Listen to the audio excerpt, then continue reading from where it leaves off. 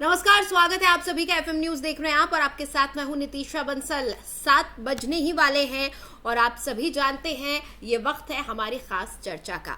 आज चर्चा हम कर रहे हैं एक बार फिर बिहार पर, बिहार की राजनीति पर और कैसे बिहार की राजनीति 2024 से जुड़ी हुई है।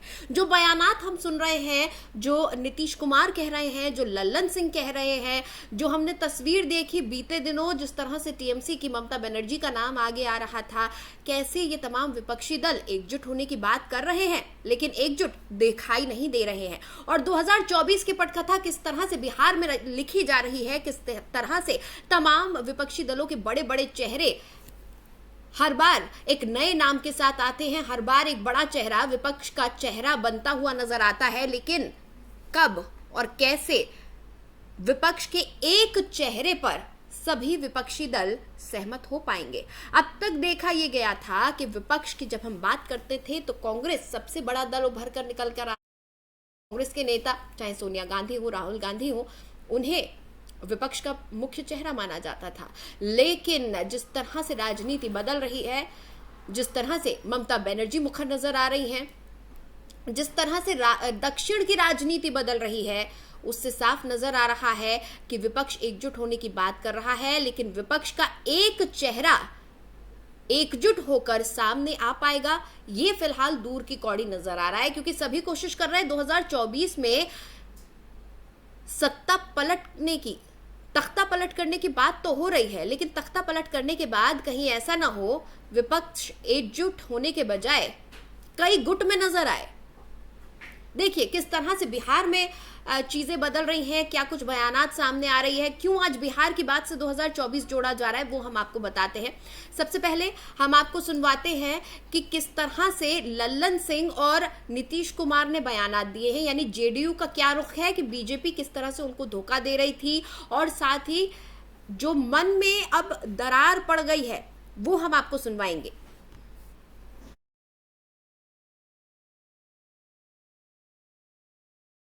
लालू जी से आशीर्वाद लिए कि 2024 का चुनाव जी उखाड़ फेंकना है। नरेंद्र 24 के चुनाव में इनको 40 सीट पर हराने का लक्ष्य निर्धारित करना है। बस 303 है और 40 सीट पर जहां हरवाए हम लोग और 40 सीट पर हार इनकी होगी बंगाल, बिहार और झारखंड, इसी 3 राज्य। पहले से भी जब चुनाव हुआ तो तब भी लोगों ने बताया था, जीतने वाले ने कहा कि हमको कोई सपोर्ट नहीं किया। पीपी सिंह कितना बड़ा कारण है, बहुत गड़बड़ किया किसी का भी, जिसको सबसे अधिक दिया। आप सोचिए ना, 2020 के दिसंबर में अपनी जगह हम बना दिए और उसके बाद ही जो रूप आने लगा सब कुछ का सबका आने लगा और तब जाकर के तो हमने कह दिया छोड़ दीजिए 6 महीना के अंदर, जब केंद्र में तो सुना आपने, लल्लन सिंह जो कि सांसद हैं और साथ ही जेडीयू के अध्यक्ष हैं, वो साफ कह रहे हैं कि बीजेपी को 40 सीटों पर हराना है।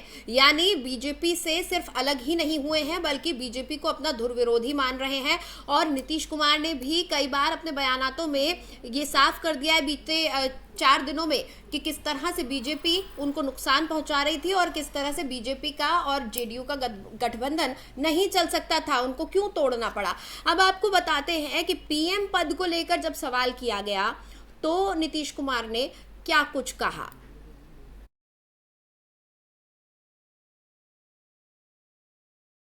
देखिए भाई, एक बात हम हाथ जोड़ कर वो सब मेरे मन में कोई बात नहीं, जो कहता रहे हमारे नजदीक भी कह देता, हम प्रणाम करते, छोड़ो ना भाई। हमारा काम है सबका काम करना और हम कोशिश करेंगे कि सभी दल मिल करके एक साथ चलें। विपक्ष वाले तो बहुत अच्छा होगा, एक साथ मिल करके रहेंगे तो लोगों की समस्याओं के लिए बात करेंगे और समाज में अच्छा वातावरण रहे, इसके लिए सब मिल करके कोशिश करेंगे। ठीक ही है, तो हम लोग तो ट्राई कर ही रहे हैं, पूरा करेंगे ट्राई और मिलेंगे। बिहार में जो पहले से जो कुछ भी है यहाँ आप जानते हैं, 7 निश्चय जो किया हम लोगों ने किया, जो तय किया हम लोगों ने 15-16 में और उसके अलावे सारा काम किया, उसके बाद भी उसी को आगे उसका सेकंड फेज भी हमने 7 में से 2 का, ये सब तो करना ही है।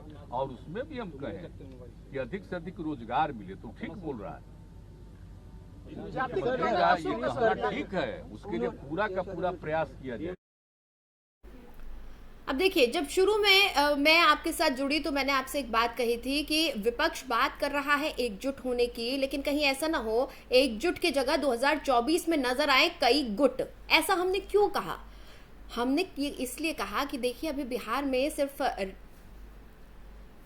गठबंधन बदला है, गठबंधन टूटकर अब महागठबंधन की सरकार हो गई है, लेकिन इस सरकार में भी फूट पड़ती नजर आ रही है। कांग्रेस का एक धड़ा ऐसा है जो कि सोनिया गांधी को खत लिख चुका है कि हमें मंत्री बनाया जाए, मंत्रिमंडल दिया जाए, और टीएमसी पहले ही आगे बढ़ रही है। टीएमसी की तरफ से लगातार ये कहा जा रहा था, लगातार ये देखा जा रहा था कि ममता बनर्जी विपक्ष का सबसे बड़ा चेहरा बनकर उभरेंगी।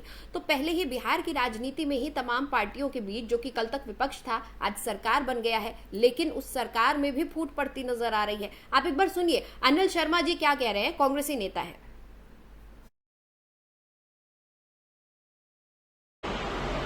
श्री नीतीश कुमार के नेतृत्व में महागठबंधन की सरकार बनने पर मुझे अपार खुशी हो रही है और नीतीश कुमार जी को 8वीं बार मुख्यमंत्री बनने के लिए हम हृदय से बधाई देते हैं। साथ ही साथ यह निवेदन करते हैं नीतीश कुमार जी से कि जो जाति और धर्म ये समाज की सच्चाई है, इसके मद्देनजर अगर अपने साथ वो 5 डिप्टी सीएम का पद सृजित करके शपथ दिलाएं तो महागठबंधन को ज्यादा ताकत मिलेगी। एक पिछड़े वर्ग से, एक अति पिछड़े वर्ग से, एक अनुसूचित जाति से, एक अल्पसंख्यक मुस्लिम समुदाय से और एक सवर्ण जाति से किसी को डिप्टी सीएम बनाए तो निश्चित रूप से हम कह सकते हैं कि आगे आने वाले 2024 से नहीं 2025 के चुनाव में भी भाजपा का सुपड़ा साफ होगा और भारतीय जनता पार्टी की कोई हैसियत नहीं रह जाएगी सूबे बिहार में। अभी इसी तरह की जातीय समीकरण को साधने की कोशिश आंध्र प्रदेश में भी किया है और वहां पर तो 5 डिप्टी सीएम ऑलरेडी काम कर रहे हैं। इसलिए मेरा निवेदन है नीतीश कुमार जी से कि राजनीतिक परिस्थितियों का ध्यान रखते हुए इस तरह से करें तो ये अच्छा फैसला होगा, सराहनीय फैसला होगा और समाज में सामाजिक समरसता को बिहार में मजबूत करने में। तो सुना आपने क्या कहना है जेडीयू का, आपने कांग्रेस को भी सुन लिया, बीजेपी को हम लगातार सुनते आ रहे हैं। बीजेपी इस गठबंधन को के टूटने पर अफसोस भी जता रही है और साथ ही सावधान भी कर रही है राजद को। वो कह रही है कि नीतीश जी पर आप भरोसा नहीं कर सकते हैं, कब पलट जाएंगे पता नहीं है। जेडीयू कह रही है कि पूरे विपक्ष को एक साथ आना है। कांग्रेस को भी हमने सुन लिया है और हमने आपको बताया कि कांग्रेस की तरफ से एक खत भी गया है सोनिया गांधी को, जिसमें मंत्री बनाए जाने की मांग की गई है। यानी फूट तो अभी से पड़ती हुई नजर आ गई है। अब विपक्ष का चेहरा कौन होगा और बिहार में क्या वाकई 2024 की पटकथा लिखी जा रही है बिहार की राजनीति के जरिए, बिहार सरकार के जरिए, इस पर हम आज की चर्चा करेंगे। और मेरे साथ कुछ खास मेहमान जुड़ चुके हैं, उनसे मैं आपका तारुफ करवा दूं। मेरे साथ ज्ञान रंजन जी जुड़े हुए हैं जो कि कांग्रेस के प्रवक्ता हैं, साथ ही संजय चक्रवर्ती जी टीएमसी के प्रवक्ता मेरे साथ जुड़े हुए हैं। बहुत बहुत स्वागत है सर आप दोनों का। नमस्कार। नमस्कार सर, सबसे पहले मैं ज्ञान रंजन जी से सवाल करना चाहूंगी, कांग्रेस से ताल्लुक रखते हैं। सर एक चीज बताइए, जिस तरह से हमने देखा कि बिहार में गठबंधन टूट गया, लेकिन 8वीं बार जो मुख्यमंत्री बने वो हमें नीतीश कुमार नजर आए कि वो 8वीं बार उन्होंने शपथ ली है। अब हम पहले दिन से ये सवाल कर रहे थे, बार बार मैंने ये पूछा, कांग्रेस से भी पूछा, मैंने जेडीयू से भी पूछा, आरजेडी से भी पूछा कि आप सरकार बदल रहे हैं, कांग्रेस भी आ रही है सरकार में, अब कांग्रेस क्या रोल प्ले करेगी, कांग्रेस की क्या भागीदारी होगी सरकार में? इस सवाल का जवाब किसी ने नहीं दिया। और आज खगड़िया से एक खत गया है विधायक साहब का सोनिया गांधी जी को कि हमें मंत्री पद चाहिए। हाँ बंसल जी आवाज आ रही है? जी जी। बंसल जी, पहले तो मैं बता देना चाहता हूँ कि बिहार में एक परिस्थिति बदल गई पिछले 2020 से जब एनडीए की सरकार बनी। हाँ। तब से क्या हुआ कि इनके जो एनडीए के घटक दल थे, हाँ। बिहार के विकास को छोड़ के आपस में बड़े भाई छोटे भाई की लड़ाई हो गई। आपस में बरबोलापन, बीजेपी के जो प्रदेश अध्यक्ष थे वही सरकार पे हमला करने लग गए।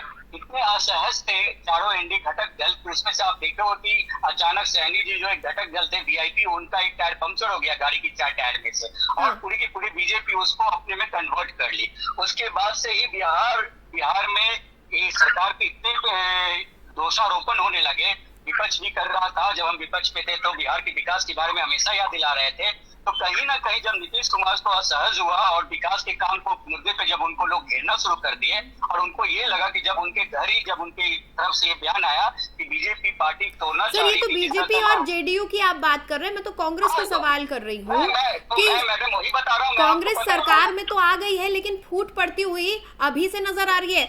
आरजेडी और देखिए एनडीए ने तो 2.5 साल सरकार चला ली, यहाँ तो 2.5 दिन में ही ऐसा लग रहा है कि फूट पड़ने लगी है।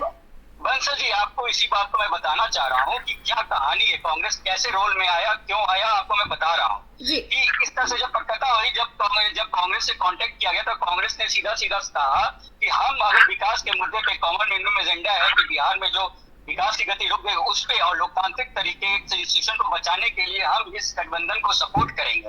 इस तरह से आप जिस विधायक की बात कर रहे हैं तो पार्टी में जब नीतीश कुमार जी ने कहा कि कांग्रेस सरकार के हिस्सा की पार्ट बनेगी, तो जब यह सरकार के बनने की बात हुई तो हर एक विधायक का अपना एक हक होता है अपनी बात रखने की। तो उन्होंने एक मांग किया कि जिस समुदाय से वो आते हैं उसका एक रिप्रेजेंटेशन हो। तो एक नॉर्मल ये पृष्ठभूमि है कि अपनी अपनी बात को अपने आला कमान के पास रखने की कि हमें भी बनाया जाए अगर सरकार में हम हिस्सा लेते हैं तो। आज मीटिंग हुई है, आज के बाद आपको 8:30-9 बजे तक पिक्चर क्लियर हो जाएगा कि हम सरकार में किस हिसाब से ठीक है, ये बहुत ही ठीक है, ये खत बहुत ही नॉर्मल था, एक प्रक्रिया का हिस्सा था कि हम मंत्री पद चाहते हैं, अपनी इच्छा जाहिर की है। एक सवाल का जवाब और दे दीजिए, विपक्ष का चेहरा कौन? एकजुट विपक्ष 2024 के लिए विपक्ष का चेहरा कौन?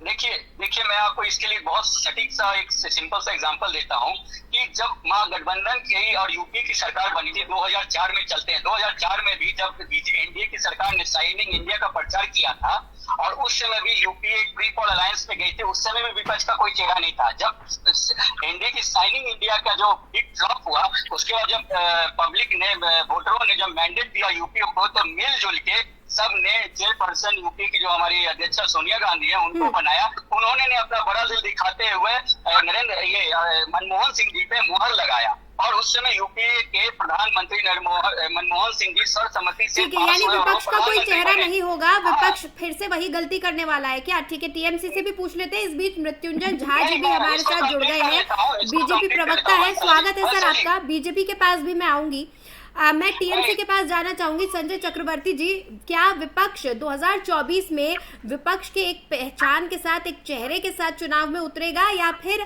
फूट ही नजर आएगी, ये अलग अलग गुट नजर आएंगे? अलग अलग गुट की कोई बात नहीं रही है। से हमें बीजेपी को देश से बाहर करना है। हमारी कोशिश ये रही कि ऐसे किसी तरीके से 2024 में जिस तरह से हो सके विपक्ष के जो 64% का जो वोट होता है वो 64% पूरा वोट एक विपक्ष के नीचे पड़े। अब उसके बाद मैंडेटरी जो है नेता का चुनाव हो जाएगा। विपक्ष के नेताओं की कहीं कोई कमी नहीं है, एक से बढ़कर एक धुरंधर नेता है, वो चुनाव हो जाएगा। और बिल्कुल हम लोग इस बात के लिए निश्चिंत है और विपक्षी एकता की हमारी पूरी कोशिश कर रही है और इसका हम लोग कामयाब चक्रवर्ती जी, बात यही अटक जाती है विपक्ष की कि विपक्ष के पास नेताओं की कमी नहीं है, चेहरों की कमी नहीं है, लेकिन शायद नेतृत्व की कमी है। एकजुट तो आप तभी नजर आएंगे ना जब एक छत्र के नीचे होंगे, एक झंडे के नीचे जब 4 राज्य आते हैं तो पता चलता है कि ये एक तरफ है। जब पुराने जमाने में भी युद्ध होता था तो 4 अलग अलग राज्य के राजा आते थे, लड़ते थे एक तरफ से, तो कम से कम एक झंडे के नीचे होते थे ना। उनके अपने अपने झंडे भी हैं अपने राज्यों के, लेकिन एक झंडे के नीचे। अब आपका तो पता ही नहीं चलता ना विपक्ष का कि आखिर चेहरा कौन है, कौन लड़ेगा, किसके भरोसे पर जनता वोट देगी। पहली चीज यही है कि मैं आपको फिर बता रहा हूँ कि पहली कोशिश ये है कि जितने भी दल है उसी दल अपने अपने क्षेत्रों में मजबूती के साथ लड़ रहे हैं चुनाव और जो भी हमारे साथ देगा, जो सपोर्ट करेगा उसका भी हम साथ लेंगे। नीतीश जी भी तीसरे से बाहर आ गए हैं। अभी 2024 2 साल बाकी है, 2 साल के अंदर बहुत सारे गेम बदलेंगे। इंतजार करिए, इंतजार करके ही जो है कुछ अच्छा मिलेगा, एक से मुक्ति मिलेगी। जिस तरीके से शासन का माहौल छाया हुआ है हर चीज। ठीक है, झा साहब पूरा विपक्ष एकजुट होने की तैयारी कर रहा है। जब भी आप किसी विपक्षी नेता से पूछेंगे, प्रवक्ताओं से बात करेंगे, वो यही कहेंगे कि विपक्ष एकजुट हो रहा है, विपक्ष को एकजुट होना है। बीजेपी किस तैयारी में है? क्योंकि देखिए बिहार में तो आपके खिलाफ हो गई हैं तमाम पार्टियां, और आरजेडी ने, जेडीयू ने साफ कह दिया है कि बीजेपी को 40 सीटों पर हराना है। बीजेपी की क्या तैयारी है? देखिए, सपने देखना तो अच्छी बात है, सपने देखने के लिए कोई किसी को रोक नहीं सकता है। हम तो चाहते हैं कि कुछ लोग रात में सपने देखते हैं तो कुछ यथार्थ भी समझ में आता है, कुछ लोग दिन में भी सपने देखते हैं। और विपक्ष की आज स्थिति ऐसी है कि चाहे वो कोई भी दल हो, वो सपने देखने के अलावा कुछ नहीं करती है। वजह यह है कि आज देश में जिस प्रकार से माननीय नरेंद्र मोदी जी का ग्राफ है, हमारे जो नेता और नेतृत्व है, और जो हमारी वैचारिक दृष्टिकोण है, उसको लेकर के जो एक माहौल खड़ा हुआ देश में, आपने देखा होगा माननीय द्रौपदी मुर्मू के सवाल पर हो, चाहे धनखड़ जी के सवाल पर हो, हम लोगों ने साबित कर दिया है कि हमारी बहुमत आज भी है। जो आप लाख ताकत लगाने के बाद भी यशवंत सिन्हा भी नहीं कर जाए और मार्केट अलवा भी कुछ नहीं कर पाई, तो विपक्ष कहाँ है? विपक्ष तो ये अपने आप को पहले खड़ा करें कि इनके नेता कौन है। अभी आप पूछिएगा टीएमसी तो वो बोलेंगे ममता बनर्जी है, जदयू से पूछेंगे तो वो कहेगा हमारे पास नीतीश कुमार है, आप चले जाइए सपा के पास तो बोलेंगे अखिलेश यादव है। सवाल यह उठता है कि आपके पास, इनके पास इतने नेता हैं, तो कहते भादु मच्छी का कुनबा और यहाँ से वहां जोड़ करके खड़ा करना, और उस पर आप चाहते हैं कि नरेंद्र मोदी जैसे व्यक्ति जो 303 लेकर के अभी केंद्र के अंदर शासन कर रहे हैं, मजबूती के साथ खड़े हैं, उनको आप उखाड़ फेंकने की बात कर रहे हैं। तो इसलिए पहले मुझे लगता है कि आज इनकी जरूरत है कि अपने अपने प्रदेशों में, ये जो क्षेत्रीय दल है, उनकी पहली प्राथमिकता होती है उनका प्रदेश। तो उस प्रदेश में वो कैसे मजबूती से अपने को रख पाए, ये बड़ी चुनौती है। आप देखिए कि बिहार में जदयू है, जदयू की एक समय सीटें 21 से उन्होंने यात्रा की थी, उससे पहले 7 से समता पार्टी की थी। जब जदयू के अंदर उन्होंने यात्रा शुरू की तो 21 की पार्टी थी, और आज वो जाकर के आज भी वो 45 की पार्टी है, यानी 45 लोग विधायकों की पार्टी है। नीतीश कुमार जी ने कभी अपने बल पर सरकार में नहीं आए, चाहे वो आरजेडी हो चाहे बीजेपी को समर्थन पर वो सरकार में रहे। अब वो इतनी बड़ी बातें सोचने अगर विपक्ष उसको उनको नेता बनाता है तो भी अपने आप में आश्चर्य होगा, जो कभी अपने बल पर बहुमत में आए वो नेता कैसे बन सकता है।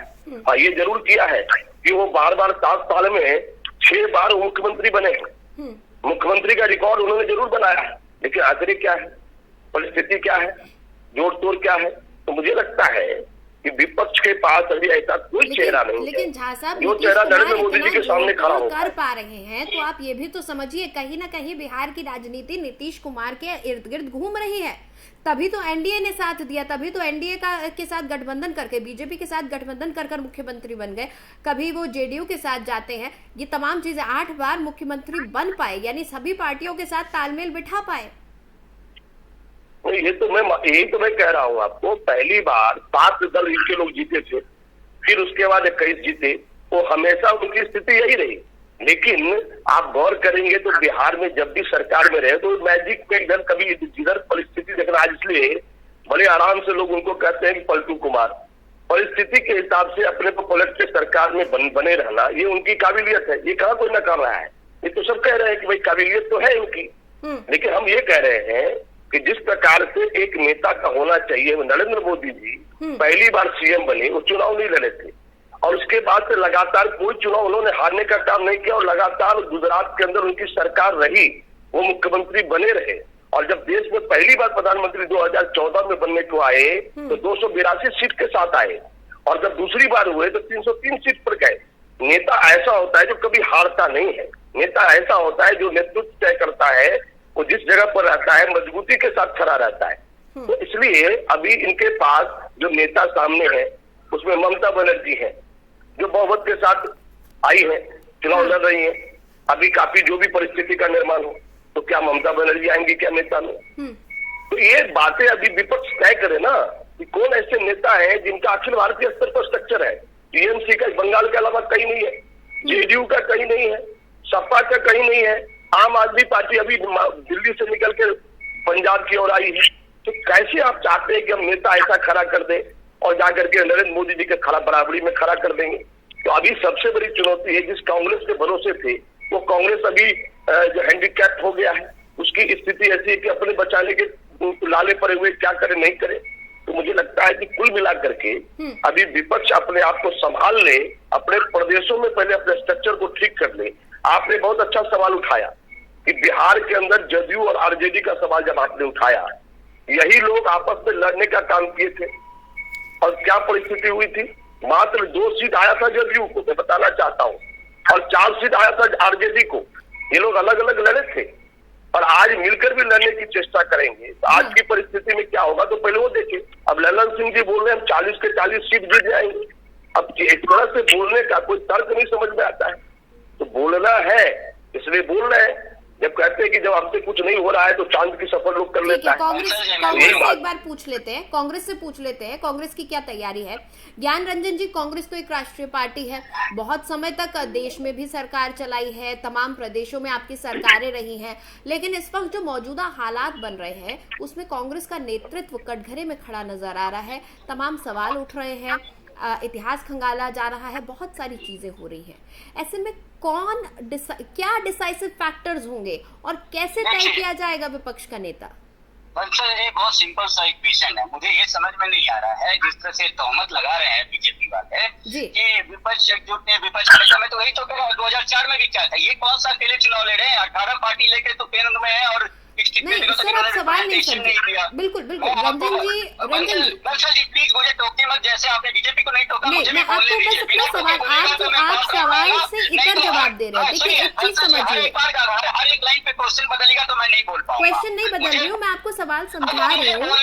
बीजेपी ने तो क्या किया ना, प्रेशर में मत आइए, आवाज स्पष्ट नहीं आ रही है। प्रेशर में मत आइए, बस आप ये धीरे से बोलिएगा तो आवाज हमारे तक भी पहुंचेगी। झा साहब प्लीज आप ये समझिए कि जब बीजेपी एनडीए चुनाव में उतरती है, नरेंद्र मोदी का चेहरा लेकर उतरती है, प्रधानमंत्री का चेहरा लेकर उतरती है, विपक्ष ऐसे टूटा टूटा नजर आता है। अलग अलग पार्टियां, अलग अलग पार्टियों के अलग अलग जवाब दे दो। हाँ, 2004 में भी अटल बिहारी वाजपेयी का चेहरा लेके उतरे थे ये।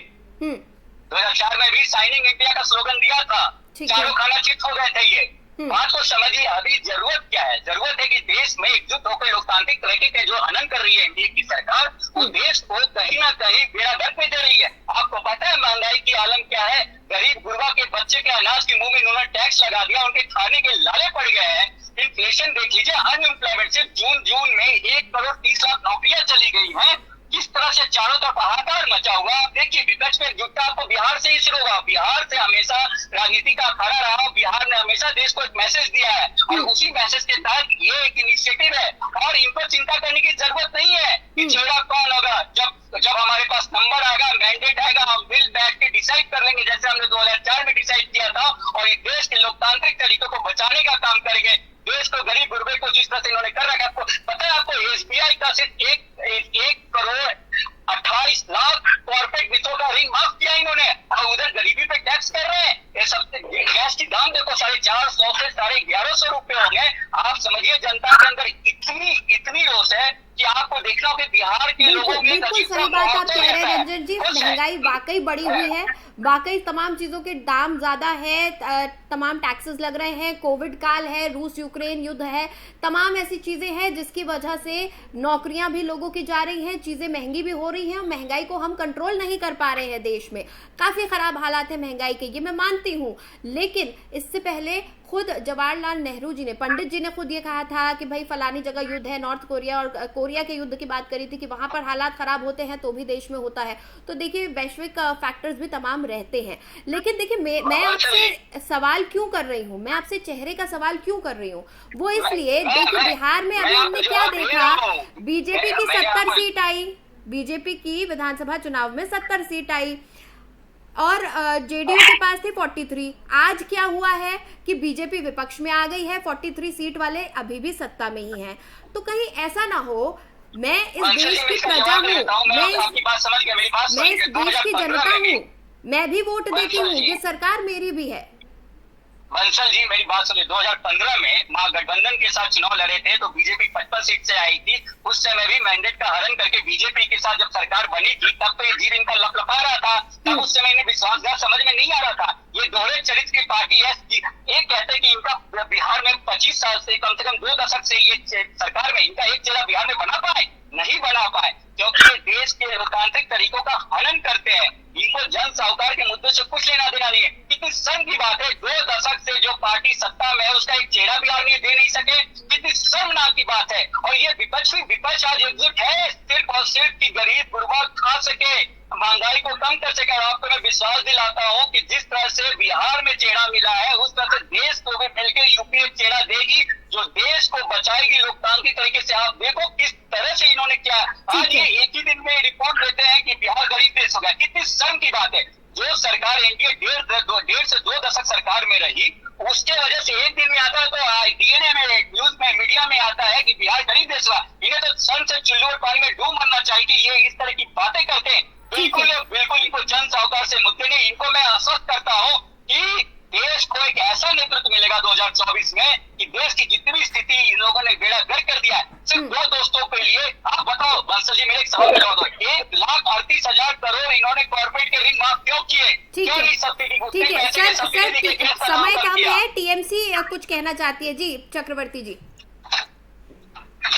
देखिए, अभी भाजपा के प्रवक्ता ने कहा कि हम लोगों के बारे में जिस तरीके से उन्होंने टीका दिखाने की, तो मैं तो यही चाहता हूँ कि आप ऐसे दिमाग को अपने देखते रहे, आप गुणगान करते रहे इसी तरीके से, और हम धीरे धीरे करके आगे तक कच्चे के चाल आपको पता है, अब कच्चे के चाल से चलेंगे और आगे निकल के चल जाएंगे। बाहर से बाहर अपना जो है जो भी हमारा एजेंडा है, हम एजेंडे में निश्चित रूप से कामयाब होंगे। क्योंकि आप लोग अपना पास से नहीं जाते हैं। अटल बिहारी वाजपेयी जी की सरकार भी 24 जिलों की सरकार थी, दोनों एक साथ थी, वो आप लोग याद कर लीजिए। हमें जब भी कभी भी जो है किसी को उंगली उठाएंगे 3 उंगली आप एक ही है। नरेंद्र मोदी का चेहरा, नरेंद्र मोदी का चेहरा, अरे इतना बड़ा चेहरा है। अभी तो 3 दिन पहले मैं अमित शाह जी का स्पीच सुन रहा था।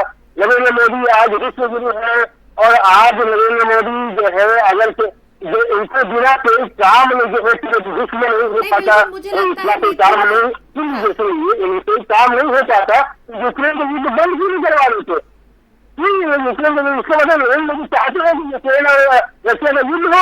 अगर ये विश्व गुरु है, अगर इनके बिना जो है पूरे विश्व में पत्ता नहीं मिलता, उन्होंने ये बात कही थी पूरे विश्व के सारे नेता उनके बिना कोई काम नहीं करते। तो काम नहीं करते तो इसका मतलब या तो नरेंद्र मोदी चाहते हैं रशिया और यूएसए की अवस्था और लड़ाई हो, और या तो फिर बंद नहीं कराना चाहते, जो चाहते युद्ध हो। दोनों में किसी बारे में व्यवस्था देते हैं।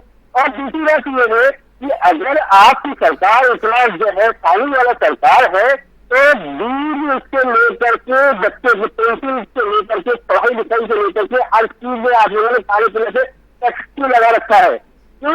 इस बात को मुझे साल में जो हमारे उसको आप मैंने 3 गुना उससे 8 साल बढ़ा दिया है। ये सब आपको जनता को जवाब देना पड़ेगा। 10 सेकंड में प्लीज बीजेपी 10 सेकंड में अपना फाइनल कमेंट दीजिएगा। सर समय खत्म हो गया, टाइमर शुरू कर दीजिए 10 सेकंड। मैं इतना कहूंगा, टीएमसी के मित्र गला फाड़ रहे थे जी 2014 में। आप कितनी मजबूती के साथ 2014 से लगातार आप रहे। 2019 में हमने फिर पुनः 303 पर आए, और आज आपकी स्थिति बंगाल के अंदर क्या है, किसी से छुपा लो, आप घटे हैं। बीजेपी मजबूत स्थिति में आके खड़ी है। ठीक है, आज हमारे कांग्रेस के मित्र बोल रहे थे, कांग्रेस के मित्र बोल रहे थे कांग्रेस की क्या स्थिति है, आज इनसे पूछिए। विपक्ष में विपक्ष की स्थिति खराब हुई, हल्ला करते रह गए कि जनता ने नरेंद्र मोदी के साथ खड़े हो गए। इस प्रकार से केवल आवाज देने से, हल्ला करने से कोई समाधान नरेंद्र मोदी जी का हो जाए, नरेंद्र मोदी के खिलाफ कोई नेतृत्व खड़ा हो जाए, ऐसा संभव नहीं है। गैस सिलेंडर था, सारी 1100 हो गया, इन्होंने गरीबों के अनाज छीन लिए। नहीं, आप कितना गला फाड़ लीजिए, इस देश की जनता का प्यार नरेंद्र मोदी जी के साथ है और रहेगा। आपके नेता हैरान केस के अंदर जिस प्रकार से भ्रष्टाचार किए हैं, पूरी पार्टी भ्रष्टाचार से खड़ी है, पूरी पार्टी अकूत पैसे की संपत्ति को लेकर खड़ी है। यंग इंडिया क्या है? यंग इंडिया क्या है? आप बताइए ना। आप यंग इंडिया हैरान केस के मामले में फंसे हुए हैं, आपके नेता नेतृत्व स्वयं फंसा हुआ है।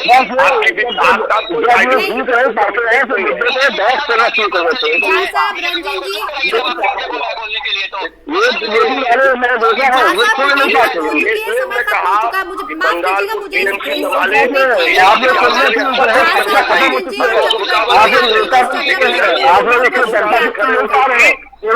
नरेंद्र मोदी का चेहरा लेकर के आप परेशान है, कुछ नहीं। बिल्कुल बेशर्म है।